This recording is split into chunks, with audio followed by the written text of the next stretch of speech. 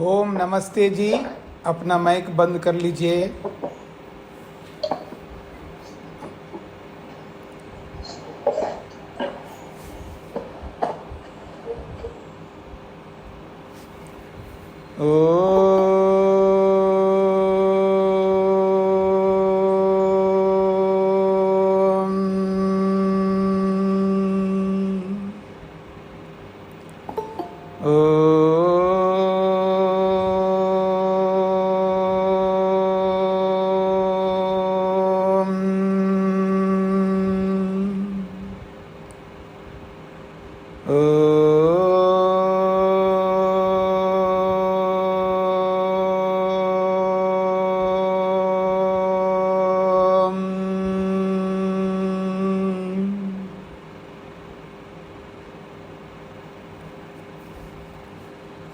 न्याय दर्शन के 117वीं न्याय दर्शन के 117वीं कक्षा है। दूसरे अध्याय के प्रथम आहनिक के 37वां सूत्र चल रहा है। पृष्ठ संख्या है 87। प्रसंग है अवयव और अवयवी का। तो जिस किसी को भी हम आंखों से देखते हैं वो एक अवयवी है। तो प्रश्नकर्ता का कहना है वो अवयवी कोई वस्तु होती नहीं है, सब कुछ झुंड ही है, अणुओं का समुदाय है। तो उसका खंडन किया है। तो उसने सूत्र के माध्यम से अपनी बात को रखा है। सेना वनवद ग्रहणम इति चेत। जैसे सेना जो है अलग अलग होती है, तो यानी सिपाही अलग अलग होते हैं तो दिखते हैं और वही एकत्रित हो जाते हैं, दूर से दिखाई नहीं देते। ऐसे वन में भी है। तो सेना और वन के समान ही समझ लेना चाहिए। जैसे वो सेना और एक वन झुंड है, ऐसे ही प्रत्येक वस्तु जिसको हम देख रहे हैं वो झुंड स्वरूप है। तो इसका समाधान सूत्रकार ने इसी सूत्र में दिया है। अतीन्द्रियत्वाद अणुनाम न। क्योंकि अणु जो है, जो झुंड जो है वो अतीन्द्रिय होता है, अर्थात इंद्रियों से दिख नहीं सकता। तो अतीन्द्रिय होने से अणुओं के वो झुंड को आप देख नहीं सकते, इसलिए आपको अवयवी को मानना है।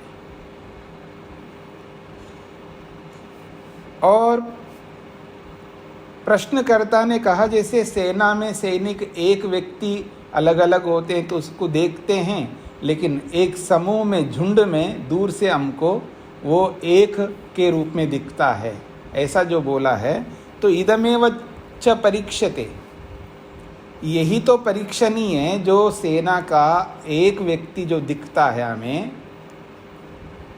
या वन में एक वृक्ष जो दिखता है, वो जो दिख रहा है वही तो परीक्षणीय है हमारा, कि वो जिसको हम एक मान रहे उसको आप झुंड मान रहे हो। तो इसलिए कहते हैं इदमेव च परीक्षते किम एक प्रत्ययो अनुसंचय विषया। ये जो हमें एक प्रत्यय, एक ज्ञान हो रहा है एक वृक्ष के रूप में, ये अणुओं का समुदाय है। अवस्वित न, अथवा ये अणुओं का समुदाय नहीं है, एक अवयवी है। अनुसंचय एव सेना वनांगानी। प्रश्नकर्ता कहता है वो तो अणुओं का संचय मात्र है, अणुओं का समुदाय मात्र है। ये जो सेना के एक एक अंग है वो भी अणुस्वरूप ही है, अर्थात वो एक प्रकार से समुदाय मात्र है। न च परीक्षमानम उदाहरणम इति युक्तम। जिसकी परीक्षा हम करने जा रहे हैं उसी को उदाहरण के रूप में नहीं दे सकते, क्योंकि वो साध्य है। तो साध्य होने से उसको आप उदाहरण के रूप में नहीं दे सकते। सेना का जो अंग है, वन का जो एक अंग है, उसको उदाहरण के रूप में नहीं दे सकते। यहाँ तक हम लोग पहुँच गए। फिर वो कहे दृष्टमिति चेत, हमें तो दिखाई दे रहे हैं ना। दृष्टमिति का मतलब है वो जो सेना का एक अंग है, मतलब एक सिपाही है, या वन का जो एक अंग है, वृक्ष है, हमें तो दिखाई दे रहा है वो एक के रूप में। तो ना आप जो दिख रहा है, जो बोल रहे हैं, वो जो दिख रहा है वो नहीं दिख रहा है आपको। क्यों? तद विषयस्य परीक्षोपत्ति, उस विषय को हम परीक्षा से सिद्ध करने योग्य हो, क्योंकि आप तो अणुसमूह कह रहे हो ना उसको। तो अगर अणुसमूह है तो वो दिखेगा नहीं। वो कह रहा है दृष्टमिति चेत, वो दिखाई दे रहा है। तो जो दिखाई दे रहा है ना, उसी की तो परीक्षा हम कर रहे हैं। तद विषयस्य परीक्षोपत्ति, जो दिखाई दे रहा है वही परीक्षा से सिद्ध करने योग्य है। यद्यपि मन्यते, यदि तुम ये मानते हो, दृष्टमिदं सेनावनंगानां पृथक्त्वस्य अग्रहणात् अभेदेन एकमिति ग्रहणम्। दृष्टम इदम, ये देखा जाता है, सेना वनंगानाम, सेना और वन का जो अंग है उनका पृथक्त्वस्य अग्रहणात्, उनका अलग अलग एक एक अनुभव नहीं हो रहा है हमको, दूर से जब देखते हैं। इसलिए अभेदेन एकमिति ग्रहणम, उसको हम अभेद के रूप में, उसको एक सेना, ऐसा एक सेना की टुकड़ी है, ऐसा हम लोग बोलते हैं। न च दृष्टम शक्यम प्रत्याख्यातुमिति, प्रश्नकर्ता कहता है जो हमें प्रत्यक्ष दिखाई दे रहा है, जो दिखाई देने वाले का आप खंडन नहीं कर सकते। दृष्टम प्रत्याख्यातुम न शक्यम, जो दिखाई दे रहा है उसका खंडन आप नहीं कर सकते। हमें तो एक के रूप में दिखाई दे रहा है, तो दिखाई देने वाले का खंडन कैसे कर सकते, अर्थात प्रत्यक्ष का कैसे खंडन करोगे आप, ऐसा प्रश्नकर्ता कहना चाह रहा है। तब सिद्धांति कहते हैं तच्च नैवम, वो ऐसी बात नहीं है। तद विषयस्य परीक्षोपत्ते, उस विषय को आप परीक्षा से सिद्ध करोगे ना। ठीक है, आपको दिख रहा है, आप बोल रहे हो, लेकिन जो दिख रहा है उस दिखाई देने वाले को सिद्ध करना पड़ेगा। आपको सही दिख रहा है, जब आप सिद्ध नहीं करोगे तो हम कैसे मानेंगे। आपको दिख रहा है, हम भी मानते हैं, लेकिन जो दिख रहा है वो एक के रूप में दिख रहा है ना। वो एक अलग अलग है या वास्तव में एक है तो एक के रूप में दिख रहा है, इसी की तो हम परीक्षा कर रहे हैं हम लोग। आपने कहा दिख रहा है, तो दिखाई देने वाले का आप खंडन नहीं कर सकते, अर्थात प्रत्यक्ष का खंडन नहीं कर सकते, ये प्रश्नकर्ता कह रहा है। तो कहते हैं तच्च नैवम, ये ऐसी बात नहीं है, क्योंकि तद विषयस्य परीक्षोपत्ते, उसी विषय को हम परीक्षा से सिद्ध करना चाहते हैं ना। दर्शन विषय एव अयम परीक्षते, दर्शन विषय एव, जो दिखाई दे रहा है, जो दर्शन का विषय बन रहा है, वही तो परीक्षा करने योग्य है, उसी की तो परीक्षा की जा रही है। यो अयम एकमिति प्रत्ययो दृश्यते, जो आपको एक है ऐसा जो ज्ञान हो रहा है, स परीक्षते, उसी की परीक्षा हम लोग कर रहे हैं। किम द्रव्यांतर विषयो वा अथ अनुसंचय विषय इति, वो जो आपको एक दिखाई दे रहा है उसी की तो हम परीक्षा कर रहे हैं। क्या वो जो एक है वो द्रव्यांतर का विषय बन रहा है, अर्थात वो अवयवी है इसलिए वो आपको एक के रूप में दिख रहा है, अथवा अनुसंचय विषय, वो अनुसमुदाय है। यही तो परीक्षा नहीं है हमारे लिए। अत्र दर्शनम अन्यतरस्य साधकम न भवति, तो ये जो आपको दिखाई दे रहा है, दिखाई देने मात्र से इन दोनों में से किसी एक को सिद्ध नहीं कर सकता।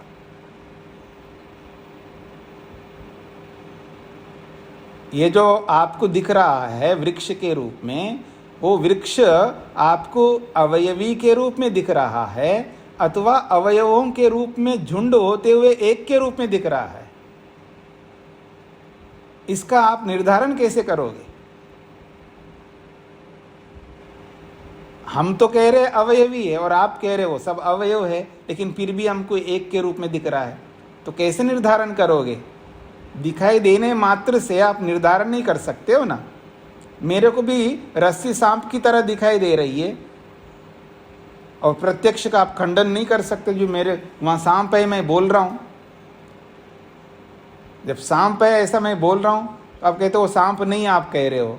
अरे भाई मेरे को दिख रहा है, इस प्रत्यक्ष का कैसे खंडन करोगे?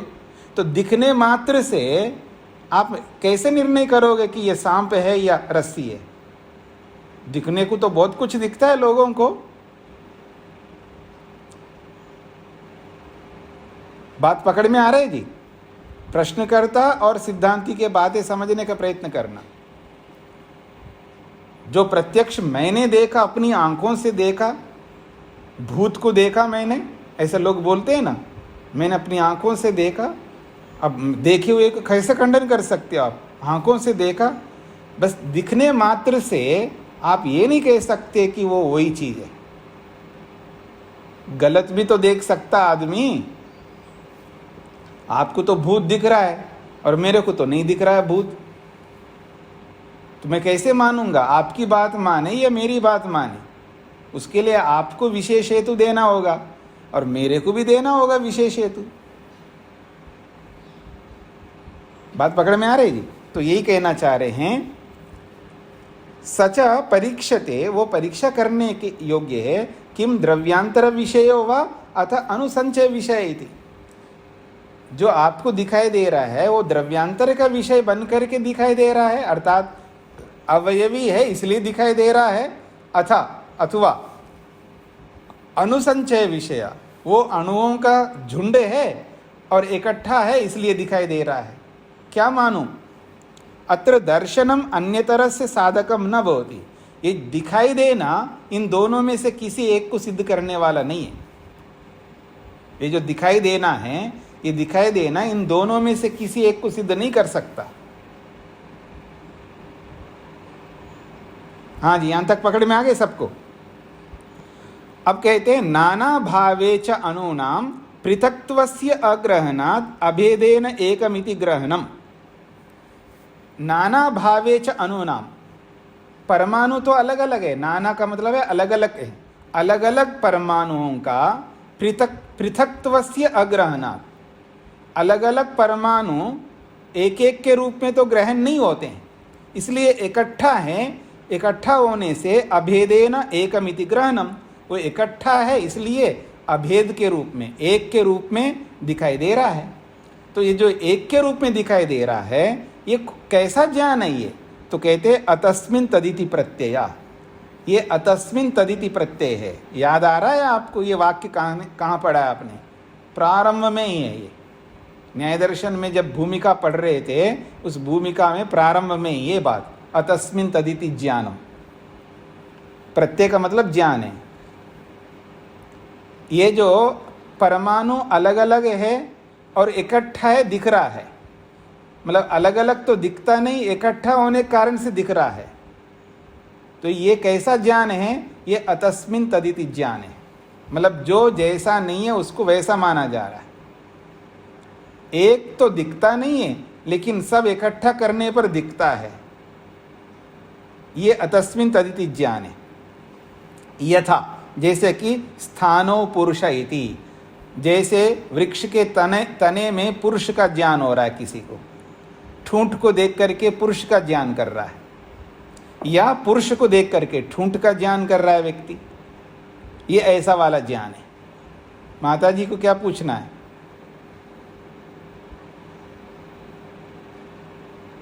माता शकुंतला जी ने हाथ खड़ा किया।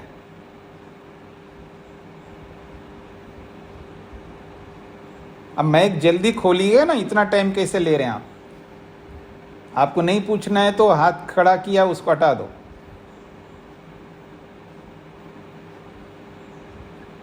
आपने माइक नहीं खोला है। अब खोल दिया, हाँ बोलिए।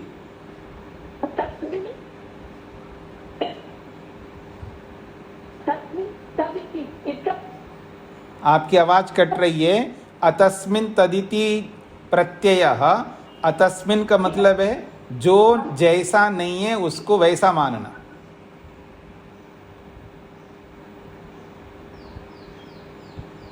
जो जैसा नहीं है उसको वैसे मानने को अतस्मिन, तस्मिन का मतलब है उसमें, और अतस्मिन का मतलब है वो जैसा नहीं है, मतलब उसमें का मतलब है जैसे घड़ी है तो घड़ी नहीं है वो, और घड़ी मानना है।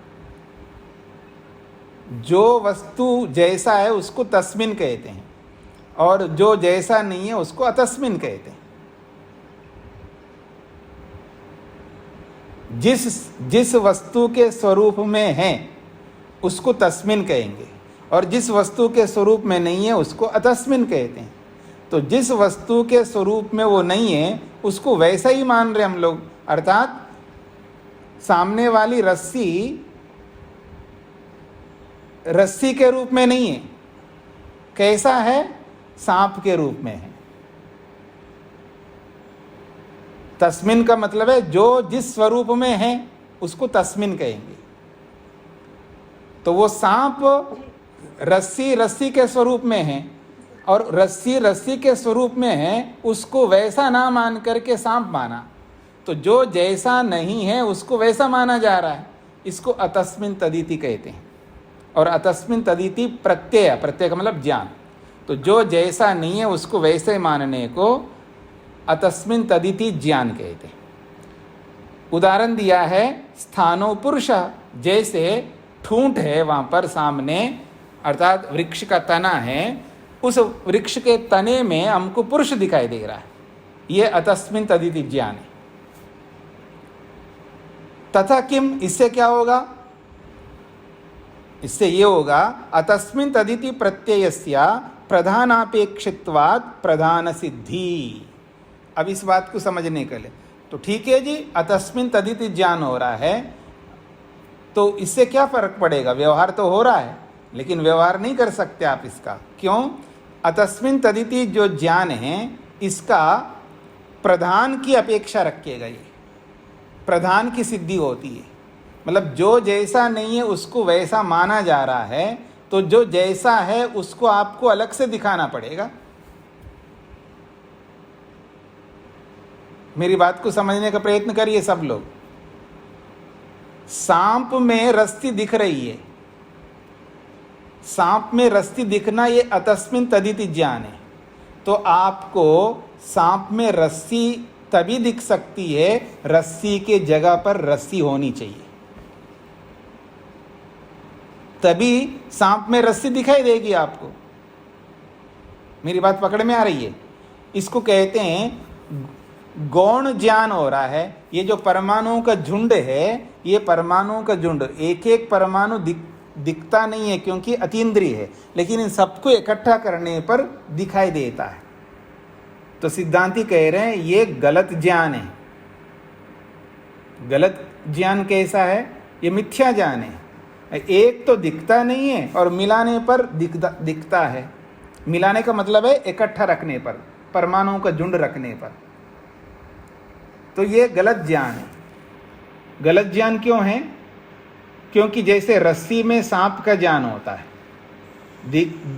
है तो वो रस्सी है, लेकिन हम उसको सांप समझ रहे हैं। यह है अतस्मिन तदिति ज्ञान। तो इसका विरोधी क्या है जी? तस्मिन तदिति ज्ञान। तो अलग जगह पर कहीं रस्सी होनी चाहिए जिसको आपने पहले देख रखा, तभी आपको रस्सी में सांप का ज्ञान होगा।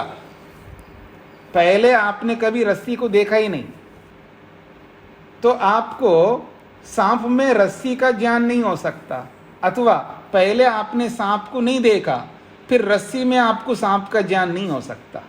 अपने जगह पर सांप यथार्थ है, अपनी जगह पर रस्सी यथार्थ है, और दोनों को अलग अलग आप जानते हैं यथार्थ के रूप में।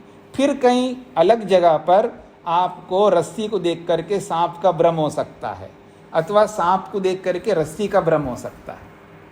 ये भ्रम तभी हो सकता है जब आपको यथार्थ बोध हो। जब यथार्थ बोध है ही नहीं है तो आपको भ्रम नहीं हो सकता। मेरी बात समझ रहे हैं? हाँ, तो यही कह रहे हैं कि परमाणुओं का झुंड है, एक जगह रहेगा तो दिखाई देता है, तो कहीं तो दिखना चाहिए ना, पहले कहीं तो दिखना चाहिए ना। और कहीं दिख नहीं सकता आपका परमाणु। जब कहीं दिख नहीं सकते तो इकट्ठा होने पर भी नहीं दिखेगा। मेरी बातों को समझ रहे हैं आपको? जिसको समझ में नहीं है तो पूछ सकते, ये बहुत बड़ा विज्ञान है, नहीं तो बाद में जाकर क्या परेशान होते रहेंगे। जी मेरे को भ्रम हो गया, मैंने इनको आपके पिताजी समझ लिया, बेटे को पिता समझ लिया, अर्थात बाप बेटे का चेहरे एक जैसे हैं, ठीक है ना, और दोनों बड़े हैं, मतलब बेटा भी बड़ा हो गया, वो भी पैंट शर्ट पहन करके और काम पे जाता है, और पिता तो जाता ही है, वो भी पैंट शर्ट पहन करके काम पे जाता है। और बेटे को देख करके ग्राहक ने जो है, डील करने वाले ने सोचा ये वही पिता ही होगा, भ्रम हुआ है ना। तो पिता के स्थान पर तो सही है ना, अलग जगह, और पुत्र में पिता का भ्रम हो रहा है। तो अपनी जगह कहीं तो पिता होगा, पिता होता ही नहीं है, फिर पुत्र में पिता का कैसे होगा आपको भ्रम? हो नहीं सकता है ना। तो इसलिए परमाणुओं का झुंड जो है वो दिख ही नहीं सकता। क्यों नहीं दिख सकता? क्योंकि एक परमाणु भी नहीं दिखता, तो सब इकट्ठा होने पर भी नहीं दिखेगा। इसलिए आपको अवयवी मानना पड़ेगा, क्योंकि उसको एक बनाना पड़ेगा। एक बनाने पर दिखाई देगा, क्योंकि वो परिणाम हो जाता है। आप एक नहीं बना रहे, उसको एक झुंड बना रहे हो, एकत्व ला नहीं रहे हैं आप अनेक को अनेक ही रख रहे हो और इकट्ठा करके रख रहे हो, बस इतना है। एक बनाने पर तो वो दिखाई देगा, क्योंकि वहां एकत्व आ गया है। बातों को समझने का प्रयत्न करना। लेकिन सबको इकट्ठा रख रहे हो, उसको एक बना नहीं रहे हो, फिर नहीं दिखाई दे सकता। नहीं जी, ये तो गौण प्रयोग है, तो मुख्य प्रयोग भी तो कहीं दिखाना पड़ेगा ना आपको। वो मुख्य प्रयोग आ ही नहीं सकता आपके पास में, ये कहना चाह रहे। तो समझने का प्रयत्न करिएगा कि ये अतस्मिन तदिति ज्ञान है, मतलब जो जैसा नहीं है उसको वैसा आप मान रहे हो। जैसे कि ठूंठ में पुरुष को जानना, तो तथा किम, ठीक है, ऐसा मान लेने पे क्या फर्क पड़ेगा? तो कहते हैं अतस्मिन तदिति प्रत्यय का प्रधान की अपेक्षा होती है, मतलब तस्मिन तदित ज्ञान की अपेक्षा है। तस्मिन तदिति ज्ञान होगा ही तभी अतस्मिन तदिति ज्ञान होगा, अर्थात मुख्य अर्थ के होने पर ही गौण अर्थ होता है। और मुख्य अर्थ तो दिखा नहीं रहे हो, तो गौण को मुख्य कैसे बना सकते आप? अब तो पकड़ में आएगी आप लोगों को। तो कह रहे हैं स्थानो पुरुष इति प्रत्ययस्य किम प्रदानम, कहते हैं ठूंठ में पुरुष जो है, ठूंठ में पुरुष का जो ज्ञान आपको हो रहा है, तो इसका मुख्य ज्ञान क्या होता है? तो कहते हैं यो असो पुरुष है, पुरुष प्रत्यय, पुरुष में पुरुष का ज्ञान होना ही मुख्य ज्ञान है। तस्मिन् सति पुरुष सामान्य ग्रहणात् स्थानो पुरुषो अयमिति। तस्मिन् सति का मतलब है पुरुष को पुरुष मानने पर ही, इस पुरुष सामान्य ज्ञान से ही ठूंठ में पुरुष का ज्ञान आपको हो रहा है ब्रह्म से। अगर पुरुष में पुरुष का ज्ञान कहीं ना हो तो आपको ठूंठ में पुरुष का ज्ञान कभी नहीं हो सकता। एवं इस प्रकार से नाना भूतेषु एकमिति सामान्य ग्रहणात्, जो अलग अलग का एक है ऐसा जो आपको ज्ञान हो रहा है, प्रदाने सति भौतुमर्रति, ये मुख्य ज्ञान एक का होने पर ही यहाँ गौण ज्ञान हो सकता है। नाना भूतेषु एकमिति, अलग अलग परमाणुओं में आपको, परमाणुओं का झुंड है ना, अलग अलग है, वो एक तो मान नहीं रहे हो, तो अलग अलग परमाणुओं के झुंड में एकमिति, एक है ऐसा ये जो सामान्य ज्ञान आपको हो रहा है, ये ज्ञान प्रदाने सति भौतुमर्रति, मुख्य जहाँ एक को एक के रूप में ज्ञान होने पर ही ये गौण ज्ञान आपको यहाँ पर अणुओं में हो सकता है। इसलिए कह रहे हैं प्रदानम च सर्वस्य अग्रहणादिति न उपपद्यते। इसलिए परमाणुओं के झुंड में सबका ग्रहण ना होने से प्रधान की सिद्धि हो ही नहीं सकती, अर्थात मुख्य ज्ञान की सिद्धि हो ही नहीं सकता। परमाणुओं के झुंड में मुख्य ज्ञान की सिद्धि नहीं हो सकती है। तस्मात् अभिन्ना एव अयम अभेद प्रत्यय एकमिति। इसलिए ये जो हमको एक वृक्ष का, एक पुस्तक का या एक मनुष्य का जो ज्ञान हो रहा है, तस्मात् अभिन्न एव अयम अभेद प्रत्यय, ये अभिन्न है। ये जो अभेद प्रत्यय, एकत्व का जो ज्ञान हो रहा है वो एक है, इसलिए एकत्व का ज्ञान हो रहा है। ये भिन्न भिन्न नहीं है, अलग अलग नहीं है, परमाणुओं का झुंड नहीं है, एक बन गया, इसलिए हमको एक का ज्ञान हो रहा है। क्योंकि अलग अलग में कभी भी एकत्व का बोध नहीं हो सकता। अगर कहीं हो रहा है तो वो गौण ज्ञान है, और गौण ज्ञान तभी होगा कहीं मुख्य ज्ञान होने पर। और आपके इस कथन में मुख्य ज्ञान की कहीं भी सिद्धि नहीं हो सकती, और जब मुख्य ज्ञान की कहीं भी सिद्धि नहीं हो सकती तो गौण ज्ञान को आप नहीं बोल सकते। जब मुख्य ज्ञान नहीं होगा तो गौण ज्ञान भी नहीं होगा। ये इसका अभिप्राय है। अब बोलिए आगे जी, सबको समझ में? आशुतोष जी समझ में आ गया आपको? जी हाँ जी, भीमसेन जी समझ में आ गया आपको? जी ठीक बात है, तो सबको समझ में आ रहा है, अच्छी बात है। आगे बढ़ते हैं। अब वो कहता है मुख्य ज्ञान के बिना गौण ज्ञान नहीं हो सकता, ये जो बोला है, तो वो उदाहरण दे रहा, नहीं जी मुख्य ज्ञान हम आपको दिखाते हैं। प्रश्नकर्ता मुख्य ज्ञान दिखा रहा है। हाँ, सिद्धांति ने कहा आपके पक्ष में तो मुख्य ज्ञान सिद्ध हो ही नहीं सकता, तो वो कहता है नहीं, मुख्य ज्ञान हम आपको सिद्ध करते हैं। इंद्रियांतर विषयेषु अभेद प्रत्यय प्रधानमिति चेत। इंद्रियांतर विषयेषु का मतलब है, देखिए आंख के अलावा, क्योंकि नेत्र प्रत्यक्ष हो रहा है ना, नेत्र प्रत्यक्ष को लेकर के चर्चा हो रही है, तो कहते हैं इंद्रियांतर का मतलब है नेत्रेंद्रिय से अलग कोई भी इंद्रिय का ले लो आप, जैसे शब्द का ले लो श्रोत्रेंद्रिय का, नासिका के ले लो घ्राणेंद्रिय का, ठीक है ना। तो कहते हैं इंद्रियांतर विशेषु, नेत्रेंद्रिय से भिन्न जो बाकी इंद्रिय है उनमें अभेद ज्ञान, प्रधान ज्ञान हो सकता है या होता है, अगर हम ऐसा कहें तो।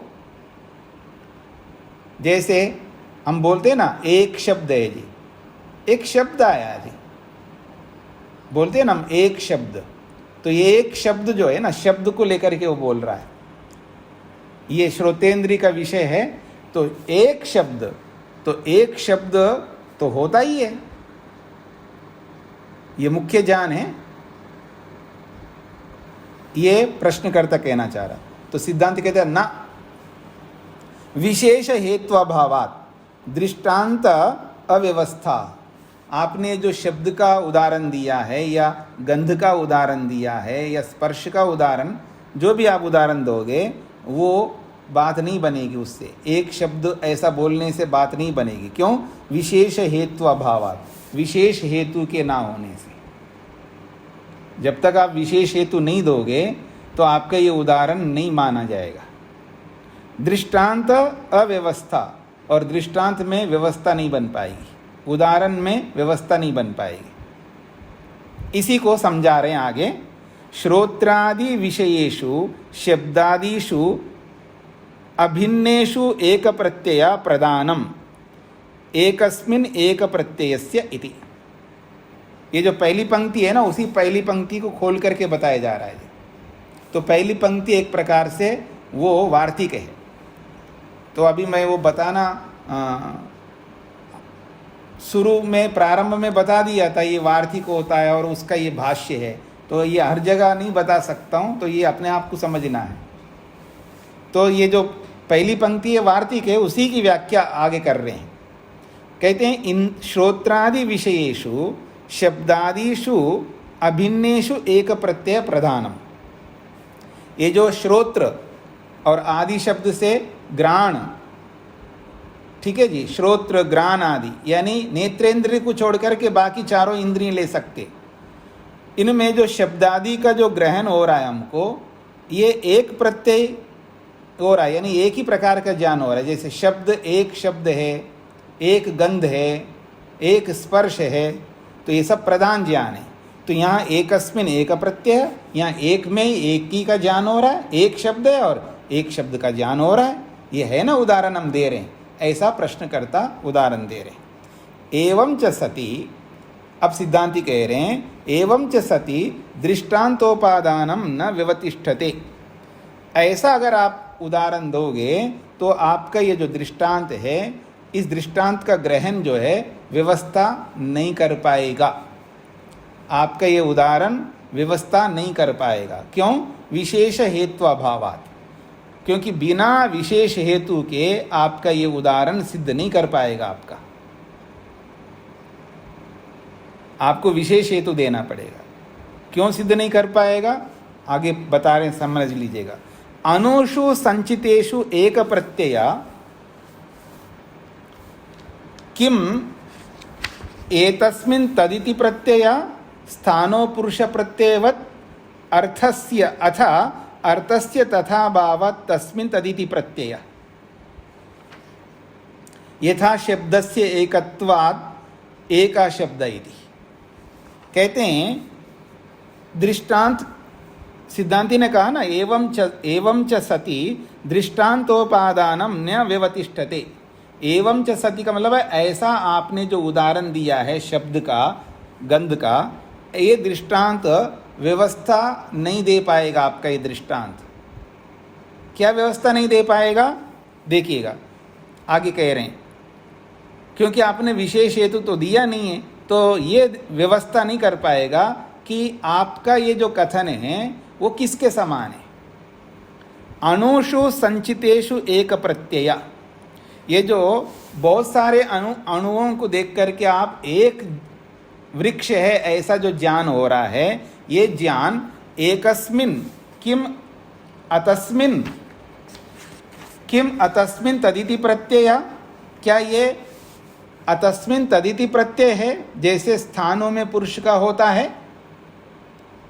अथवा अर्थस्य तथा भावात्, वास्तव में वो एक ही है। अर्थस्य तथा भावात् का मतलब है वो एक है और एक के रूप में ज्ञान हो रहा है, तस्मिन् तदिति प्रत्यय है। यथा शब्दस्य एकत्वाद् एक शब्द, जैसे शब्द एक है तो एक ही शब्द के बारे में हमको बोध हो रहा है, एक ही बार आपने शब्द सुना है तो एक है तो एक ही का ज्ञान हो रहा है। तो शब्द के समान माने उसको, अथवा ठूंठ में पुरुष को माना जा रहा है उसके समान माने। इसकी व्यवस्था कैसे करोगे आप? ये जो अनुसंचय को देख करके हमें एक का ज्ञान हो रहा है, तो ये एक का ज्ञान जो हमको हो रहा है ये किसके समान माने हम? ये व्यवस्था नहीं कर पाओगे आप, क्योंकि विशेष हेतु तो दिया नहीं है कि एक शब्द है, एक शब्द के समान ही हमको ये दिखाई दे रहा है ऐसा माने, अथवा जैसे ठूंठ में पुरुष का ज्ञान होता है उसके समान माने उस अनुसमुदाय को। ये कहना चाह रहे। प्रश्न समझ में आ रहा है जी सिद्धांति का? नहीं आ रहा है? अब देखिए मेरी ओर से, मुख्य बात को सामने रखना है कि परमाणुओं का जो झुंड है उसको हमें एक के रूप में दिखाई दे रहा है। तो सिद्धांति कहता है वो एक परमाणु झुंड एक के रूप में दिखाई नहीं दे सकता। यहां तक हम पहुंच गए। क्यों नहीं दिखाई दे सकता? क्योंकि मुख्य ज्ञान के बिना गौण ज्ञान नहीं हो सकता। यहां तक पहुंच गए थे ना हम लोग। तो वो कहता नहीं, मुख्य ज्ञान भी होता है, एक में एक का ज्ञान भी होता है, एक में एक का ज्ञान होता है। तो उसका उदाहरण ये, जैसे शब्द का उदाहरण दिया है, एक शब्द है इसलिए हमको एक शब्द का ज्ञान हो रहा है। किसने एक बार आवाज लगाई है तो एक ही शब्द हमको सुनाई दिया, दो शब्द तो सुनाई नहीं दिया हमको। तो एक शब्द है तो इसलिए एक शब्द का ज्ञान हो रहा है। तो ये मुख्य ज्ञान हो गया ना, एक में एक का ज्ञान होना। तो एक में एक का ज्ञान होता है, तो मुख्य ज्ञान आपके पक्ष में हो ही नहीं सकता, इसे सिद्धांती ने खंडन किया था। तो प्रश्नकर्ता कह रहा है नहीं, मुख्य ज्ञान हम दिखाते हैं आपको। जैसे शब्द है, एक शब्द है तो एक ही शब्द का ज्ञान होता है। ये प्रश्नकर्ता ने सिद्धांती को उदाहरण दिया, एक में एक का ज्ञान उसने दिखाया है। अब सिद्धांती कहते ये जो आपने एक में एक का ज्ञान दिखाया है, ये जो उदाहरण दिया आपने शब्द का, ये उदाहरण व्यवस्था नहीं दे सकता। क्या व्यवस्था नहीं दे सकता? अब जब हम परमाणुओं के झुंड को देखेंगे और वो परमाणुओं का झुंड हमको एक के रूप में दिखाई दे रहा है, तो एक के रूप में जो दिखाई दे रहा है, लेकिन ये निर्णय नहीं दे सकता ये एक वाला ज्ञान। क्यों नहीं दे सकता? क्योंकि मैं कैसे मानूंगा कि ये एक शब्द के समान है, ये वाला एक है इसलिए एक के रूप में दिखाई दे रहा है, अथवा जैसे ठूंठ में पुरुष का ज्ञान हो रहा है उस रूप में दिखाई दे रहा है। अर्थात अलग अलग परमाणु है, अलग अलग होते हुए एक के रूप में दिखाई दे रहा है, अथवा एक है इसलिए एक के रूप में दिखाई दे रहा है। क्या मानूं मैं? इसका व्यवस्था कैसे करेगा प्रश्नकर्ता? उसके लिए उसको विशेष हेतु देना पड़ेगा, वो विशेष हेतु तो दिया नहीं है, तो उसका उदाहरण कैसे मानेंगे हम? ये सिद्धांति कहना चाहते हैं। हाँ जी भीमसेन जी, समझ में आ रहा है? माइक खोलना पड़ेगा।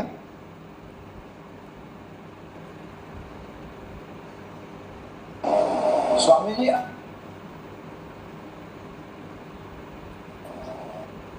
आवाज नहीं आ रही है।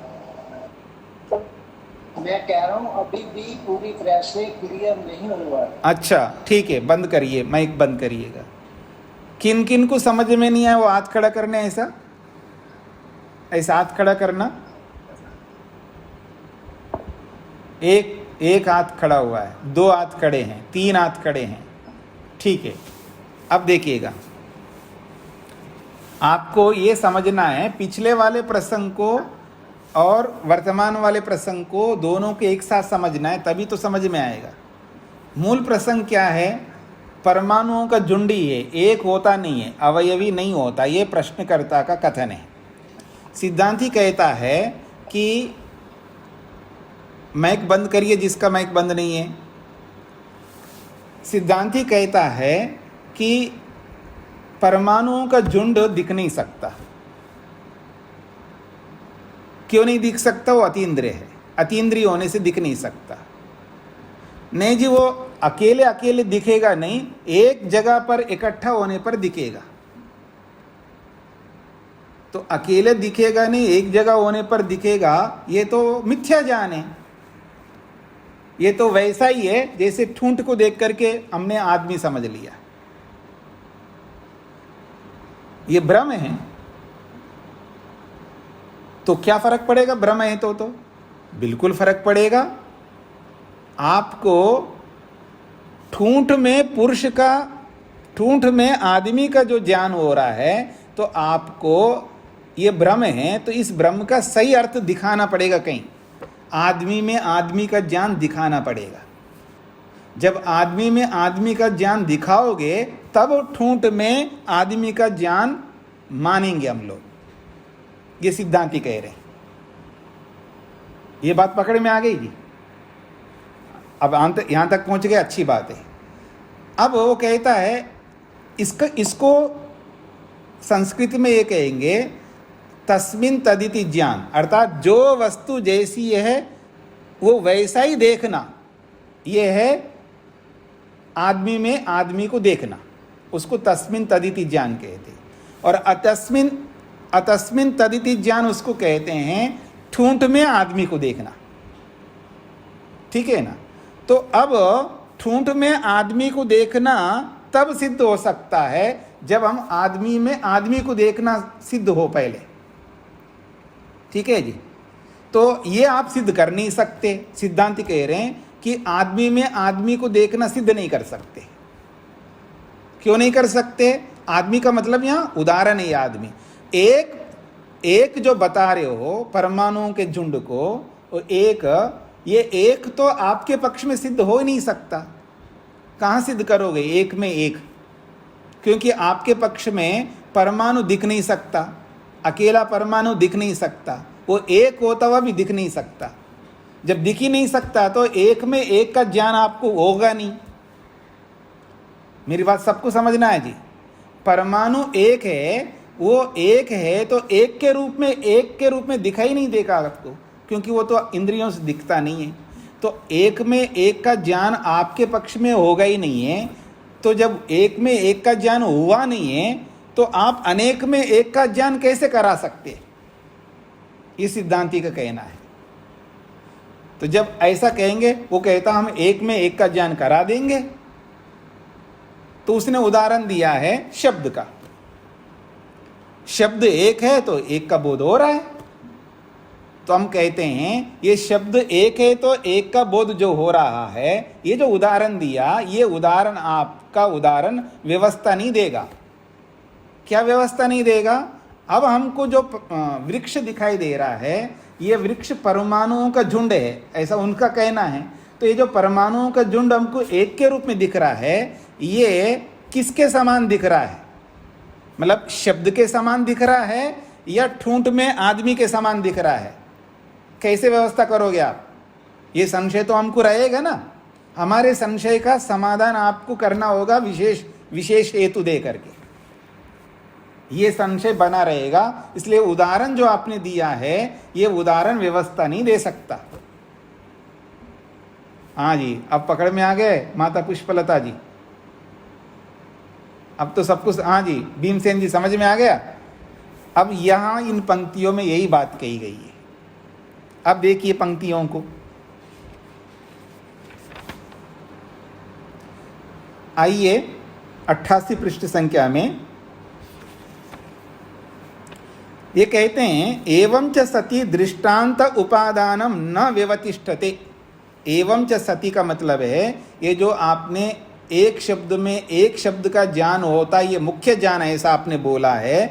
ये जो उदाहरण दिया है, दृष्टांत का मतलब उदाहरण, ये दृष्टांत का जो उपादानम, जो दृष्टांत को आपने ग्रहण किया है, ये दृष्टांत का आपका ग्रहण न व्यवतिष्ठते, अर्थात ये व्यवस्था नहीं दे सकता। मतलब आपका लिया हुआ, आपका उदाहरण जो आपने जिस उदाहरण को लेकर के बताया है, आपका उदाहरण ये न व्यवतिष्ठते, ये व्यवस्था नहीं दे सकता। क्यों नहीं दे सकता? विशेष हेत्वाभावात्, विशेष हेतु ना होने से। अब विशेष हेतु ना होने से को भी समझ लीजिएगा कि ये एक शब्द में एक शब्द दिख रहा है, यानी एक शब्द में एक शब्द का हमें सुनाई दे रहा है, इसके समान है, अथवा ठूंठ में आदमी दिख रहा है उसके समान है। ये ठूंठ में आदमी दिखाई देने के समान नहीं है। ये शब्द में शब्द दिखाई दे, एक शब्द को एक शब्द सुनाई देने के समान है।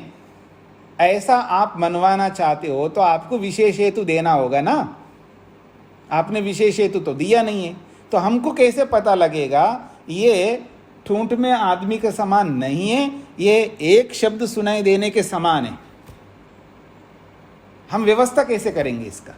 उसके समान नहीं है लेकिन इसके समान है, कैसे मानेंगे आपकी इस बात को? इस बात के लिए आपको विशेष हेतु देना होगा। नहीं, उसके समान नहीं है, ये इसके समान है। विशेष हेतु दोगे तभी तो हम मानेंगे ना आपके इस उदाहरण को। तो इसलिए आपका उदाहरण व्यवस्था नहीं दे सकता कि उसके समान माने या इसके समान माने। अब पंक्ति पढ़ लीजिएगा। तो दृष्टांतोपादानम न व्यवतिष्ठते, आपका दृष्टांत जो आपने जो ग्रहण किया है ये व्यवस्था नहीं दे सकता। क्यों? विशेष हेत्वाभावात्, विशेष हेतु के ना होने से। क्या नहीं है? अणुषु संचितेषु एक प्रत्यय, ये जो बहुत सारे अणुओं में एक ज्ञान हो रहा है वृक्ष को देख करके, वृक्ष तो परमाणुओं का झुंड है लेकिन हमको एक ज्ञान हो रहा है। तो ये जो एक ज्ञान है, किम क्या? अतस्मिन् तदिति प्रत्यय, ये अतस्मिन् तदिति ज्ञान है। जैसे स्थानो पुरुष प्रत्ययवत, जैसे ठूंठ में आदमी का ज्ञान हो रहा है इसके समान है, अथवा अर्थस्य तथा भावात्, वास्तव में वो एक है उसी के रूप में दिख रहा है, तो तस्मिन् तदिति ज्ञान है। जैसे कि यथा शब्दस्य एकत्वाद एक शब्द इति, जैसे एक शब्द होने कारण से एक शब्द का सुनाई देना है, इसके समान है। हम कैसे माने? तस्मिन् तदिति ज्ञान के समान माने या अतस्मिन् तदिति ज्ञान के समान माने? यदि आप कहोगे जी एक शब्द है तो एक शब्द के समान मानो, तो विशेष हेतु देना पड़ेगा, और विशेष हेतु परिग्रह अंतरेण, विशेष हेतु को स्वीकार किए बिना दृष्टांतो संशयम आपादयते इति, आपके इस दृष्टांत में संशय बना ही रहेगा, क्योंकि आपने विशेष हेतु को स्वीकार नहीं किया। कुंभवत संचय मात्रम गंधादयो अपि इति अनुदारणम गंधादय इति। जैसे कुंभ का मतलब घड़ा होता है, कुंभवत घड़े के समान, जैसे घड़ा जो है संचय मात्र है यानी अणुओं का समुदाय मात्र है, ठीक उसी प्रकार गंधादि जो भी, चाहे वो गंध ले लो शब्द ले लो, ये भी उदाहरण जो है वो भी अणुओं का संचय ही है, याद रखना। वो वास्तव में आपने बोल दिया है, थोड़ी देर के लिए हम लोग मान लिया है कि वो एक शब्द है, वो भी एक शब्द नहीं है। जब अणुओं का समुदाय एक नहीं है तो उस समुदाय से सुनाई देने वाला शब्द भी एक नहीं होगा। जब गंध वाली वस्तु एक नहीं है तो हमें जो गंध आ रही वो भी एक नहीं है, वो भी अनेक है, याद रखना। इसलिए कह रहे हैं कुंभवत संचय मात्रम गंधादया, घड़े के समान ही ये जो गंध है शब्द है ये भी संचय मात्र है, ये भी झुंड मात्र है। इसलिए अनुदारणम गंधादया, इसलिए जो गंध का उदाहरण दो या शब्द का उदाहरण दो, ये उदाहरण नहीं बन सकते। अनुदारणम का मतलब है उदाहरण नहीं बन सकते।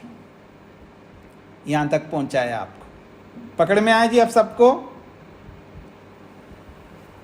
चलिए अब कहते हैं ये प्रसंग पूरा कर दिया।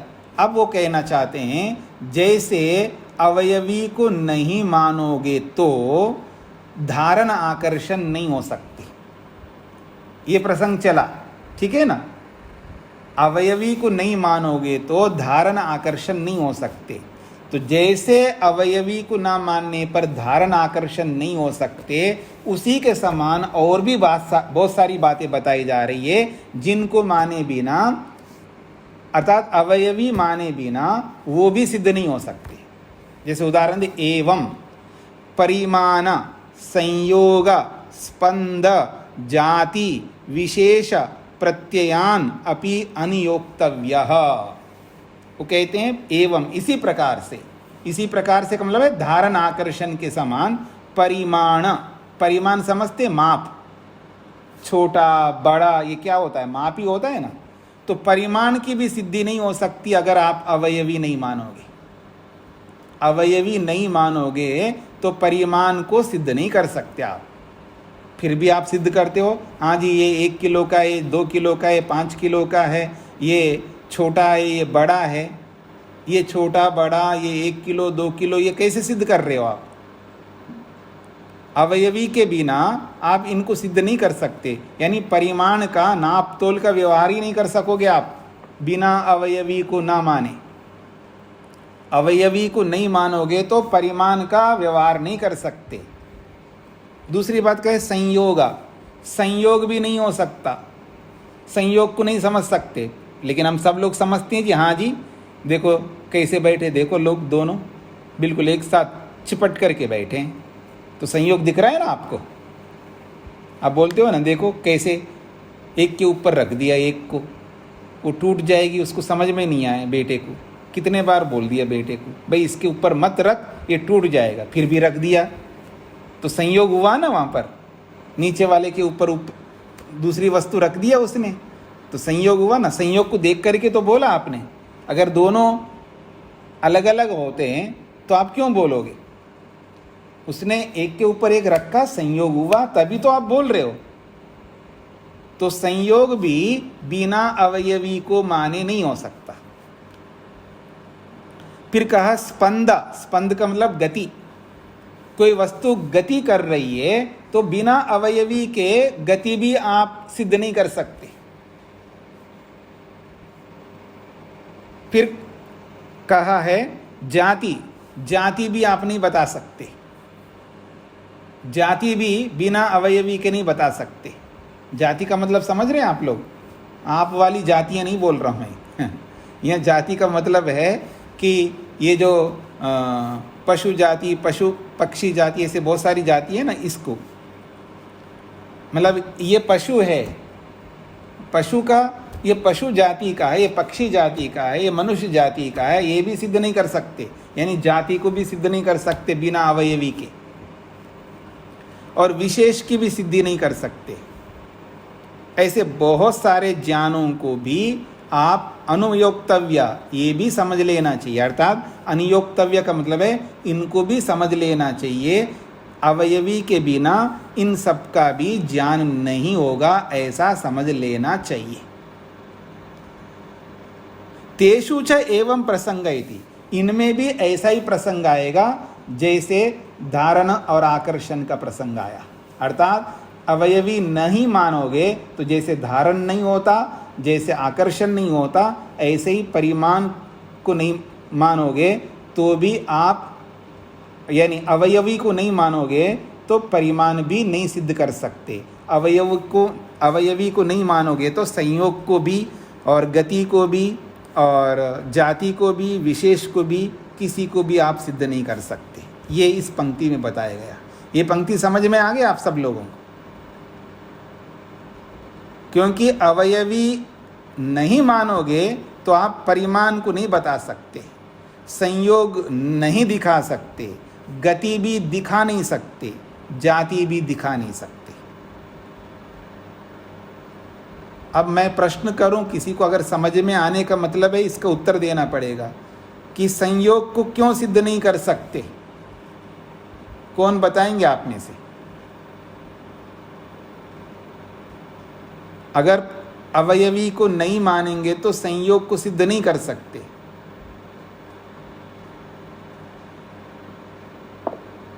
मैंने बता दिया, उन्हीं बातों को आपको दोहराना है अगर आपको समझ में आ गए तो। हाँ जी, अल्पना जी। जब अवयवी को मानेंगे जब ही दो चीजों का संयोग होगा।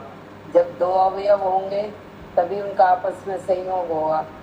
चाहे ऊपर रख के करो, चाहे वैसे संयोग करो, अवयवी दो होंगे, अवयवी को मानेंगे हम जब, तभी उनका संयोग हो सकता है, नहीं तो नहीं होगा। हाँ, आपने बताया है लेकिन अभी अस्पष्ट है। आपने बताया, आपके दिमाग में समझ, आपको समझ में आ गया, ये तो मैं समझ रहा हूँ, लेकिन आप बता नहीं पा रहे हैं। थोड़ा सा कमी रही है, थोड़ी सी, एक दो शब्द का। जैसे अणु अलग अलग होते हैं, बहुत सारे होते हैं, उनको जब तक इकट्ठा करके नहीं मानेंगे वो अवयवी नहीं बन सकते। वृक्ष को ही ले लो। माता जी अब रुकना। आप जो बता रहे हो उसमें समस्या ये है, आपको ये बताना है कि आप बता रहे हो लेकिन आप प्रेजेंटेशन आपका ठीक नहीं आ रहा है, प्रस्तुतिकरण। आपको ये बोलना है कि एक अणु दिख नहीं सकता, एक अणु दिख नहीं सकता, ये तो बोलना पड़ेगा ना, तभी तो आप सिद्ध कर पाओगे। जब संयोग तब दिखेगा ना जब दो वस्तुएं हमको, दो वस्तुएं जो है जुड़ रहे हैं। ये कैसे पता लगेगा? क्योंकि एक वस्तु जो जुड़ने वाली है, दूसरी एक वस्तु जुड़ने वाली है, ना तो पहली वस्तु दिख रही है ना दूसरी वस्तु दिख रही है, जिनके बीच में संयोग होना चाहिए। तो दो वस्तुएं तभी जुड़ सकती है, अर्थात वो जुड़ रही हैं, हमको तभी दिखेगा ना जब एक वस्तु हमको दिखाई दे, दूसरी वस्तु भी दिखाई दे, तब दोनों जुड़ रहे हैं, संयोग हो गए, तब समझ में आएगा। तो परमाणु तो एक है, वो तो दिख नहीं सकता, अतीन्द्रिय है। दूसरा परमाणु भी अतीन्द्रिय है। तो जब दोनों ही दिखाई नहीं देने वाले हैं तो उनका संयोग भी दिखाई नहीं देगा। तो इसलिए इसलिए हमको ये संयोग की सिद्धि नहीं कर सकते, लेकिन हमको संयोग दिख रहा है, दुनिया भर में संयोग होते ही है, और संयोग हो रहा है, इसका मतलब अवयवी है। और आप अवयवी को नहीं मानोगे तो आपके पक्ष में संयोग सिद्ध ही नहीं हो सकता। क्यों नहीं हो सकता? क्योंकि एक वस्तु दिखने वाली नहीं है, और दूसरी एक वस्तु वो भी दिखने वाली नहीं है। एक वस्तु का मतलब परमाणु, एक परमाणु जो है वो एक परमाणु दिखाई नहीं दे सकता, दूसरा एक परमाणु वो भी दिखाई नहीं दे सकता। अब इन दोनों का संयोग कैसे दिखाई देगा? इसलिए संयोग को सिद्ध नहीं कर सकते, अवयवी मानना पड़ेगा। अवयवी मानोगे तो अवयवी दिखता है, दूसरी भी एक अवयवी है, ये भी एक अवयवी है, तब जाकर के दोनों घड़े आपस में, घड़े तो नहीं बोलूं, दोनों चूड़ियाँ टकरा रही हैं। दो चूड़ियाँ पहन रखी है, दो, एक चूड़ी अलग दूसरी चूड़ी अलग, दोनों सोने की है, तांबे की नहीं सोने की है, और टकरा रहे हैं आपस में, संयोग हो गया। ठीक है ना? तो एक के एक दिखना चाहिए, दूसरा भी एक वो भी दिखना चाहिए, दोनों संयोग तब हो सकते हैं, अर्थात दोनों का संयोग हमें दिख सकता है। तो एक के रूप में वो अवयवी मानना पड़ेगा, दूसरे एक के रूप में उसको भी अवयवी मानना पड़ेगा। बिना अवयवी माने दोनों नहीं दिखेंगे, जब दोनों नहीं दिखेंगे तो संयोग भी नहीं दिखेगा। तो आपके पक्ष में संयोग की सिद्धि हो नहीं सकता। इसलिए संयोग को मानना है तो अवयवी को मानना होगा। ऐसे ही परिमाण है, ऐसे ही क्रिया है। अब एक परमाणु दिख नहीं रहा है तो एक परमाणु गति कर रहा है, कैसे दिखेगा? ठीक है ना? तो ऐसे कोई भी परमाणु भले गति कर रहे होंगे पर हमको तो दिखाई नहीं देगा, लेकिन कोई गति करता हुआ हमको दिख रहा है, इसका मतलब वो अवयवी है, क्योंकि अवयवी ही गति करता हुआ दिखता है।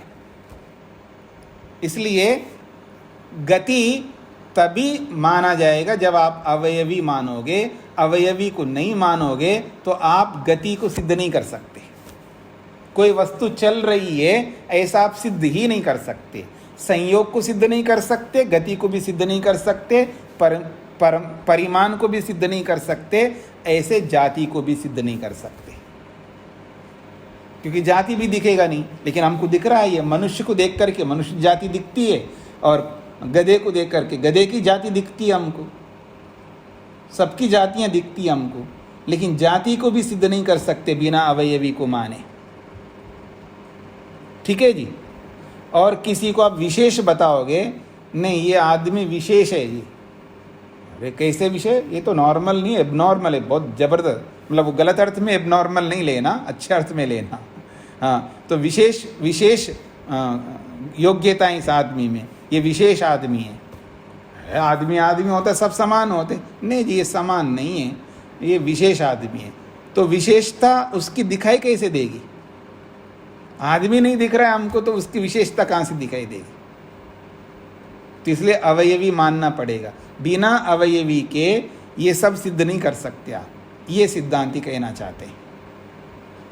तो इसको अच्छी तरह समझ लीजिएगा, पीछे की बातों को भी समझ लीजिएगा कि वो क्या कहना चाहता है और सिद्धांती क्या उत्तर दे रहे हैं। तो ये अवयव और अवयवी का जो कॉन्सेप्ट है, सिद्धांत है, वो दिमाग में बैठना चाहिए, नहीं तो आगे जाकर के फिर आप यहाँ पर अगर बुद्धि में नहीं बिठाओगे, कोई बात नहीं है कि एक सूत्र कई दिन में चले, कोई फर्क नहीं पड़ेगा, लेकिन सिद्धांत दिमाग में बैठ जाएगा ना, फिर आगे तक बैठ जाएगा। नहीं तो बार बार जब आएगा तब आप मेरे को देखने लग जाओगे या आसमान देखने लगोगे या इधर उधर देखने लगोगे। तो इसलिए समझ करके हम चलते हैं, थोड़ा टाइम लग सकता है, कोई बात नहीं। और आप में जो समझदार लोग हैं, जो समझ रखा है, वो लोग थोड़ा धैर्य रखेंगे, उनकी आवृत्ति हो जाएगी। उनकी क्या होगी? आवृत्ति होगी। अरे जी हमको समझ में आ ही गया, क्या आवृत्ति करना? आवृत्ति करना पड़ेगा जी। आप जब तक प्रयोजन की सिद्धि नहीं होती है, जब तक आप अपने दुखों को दूर नहीं करोगे, तब तक तो आपको धैर्य रखते हुए बार बार सुनना पड़ेगा। ठीक है जी? चलिए, सबको नमस्ते। स्वामी एक शब्द है द्रव्यांतर। हाँ जी। उसका सही अर्थ क्या है? हर जगह द्रव्यांतर आ रहा है, हाँ उसका तो सही शब्द अर्थ क्या है? माता जी, अंतर का मतलब होता है अलग, हाँ जी, और द्रव्य का मतलब है ये जो द्रव्य है, जिस द्रव्य को आप दिखा रहे हो परमाणुओं का झुंड, इस परमाणु झुंड रूपी द्रव्य से भिन्न कोई अलग द्रव्य होगा जिसको अवयवी कहते हैं। भिन्न उत्पत्ति हो गई ना। माता जी, आपने द्रव्यांतर शब्द का अर्थ पूछ रहे हो ना, तो शब्दार्थ जब बता रहे हैं तो दिमाग इधर उधर मत ले जाओ, शब्दार्थ को समझो। जी, द्रव्य का मतलब द्रव्य एक वस्तु, और अंतर का मतलब है भिन्न, अलग। क्या अलग है? इस द्रव्य से अलग द्रव्य। ये जो द्रव्य दिख रहा है, इस द्रव्य से अलग द्रव्य। तो दिखाई क्या दे रहा है? परमाणुओं का झुंड दिखाई दे रहा है। तो परमाणु झुंड से अतिरिक्त कोई अलग द्रव्य होना चाहिए। अंतर का मतलब है अलग, भिन्न। कई बार बता चुका हूं आपको, आपने कई बार पूछा इसी को, इसलिए दिमाग में बिठा लो। शब्द का जो मीनिंग होता है, उस मीनिंग को उसी रूप में समझना है। द्रव्य का मतलब एक वस्तु, अंतर का मतलब है भिन्न। तो इस द्रव्य से भिन्न वस्तु कोई है जिसको हम अवयवी कहते हैं। हाँ जी माता जी, पकड़ में आया आपको? धन्यवाद स्वामी। जी।